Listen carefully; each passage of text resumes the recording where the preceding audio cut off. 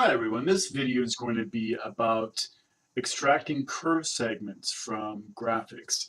Now this is typically very useful for imported past designs where you want to separate the design at a stitch point, and it's, when you bring these in, they have so many stitch points, it's really hard to go and pick a particular endpoint. So we have a segmentation tool.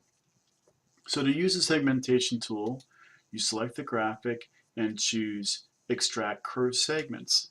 When you do so, you're going to have a dialog here that basically represents the start stitch point and the end stitch point. And by moving the sliders, you can start seeing which parts of the graphic you're going to use. So we're going to slide the slider to get just the J. And if we want to fine-tune the points, you can just press these little buttons.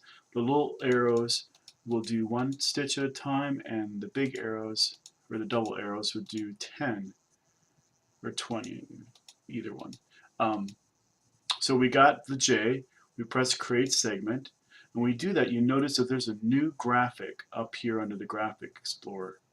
So then to get the next letter, which is the I, we type in the end point in the start point field and hit return, which automatically basically sets the point now where we were, and we go ahead and we move the slider till we get the I, and we use the buttons to fine-tune the last point we got selected. When this dialog's open, you can actively zoom in and get closer if you want to really see exactly where it's going. You press Create Segment, and the I is created.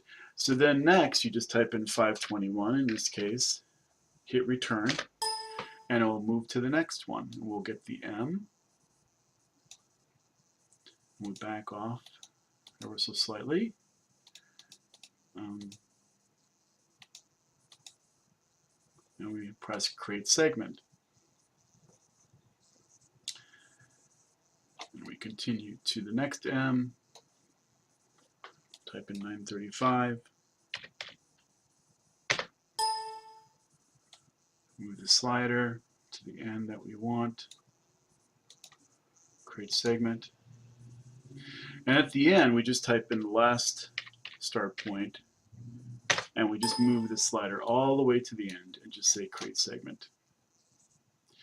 After we've done that, you can see that now we have several graphics that represent the letters split apart from the design.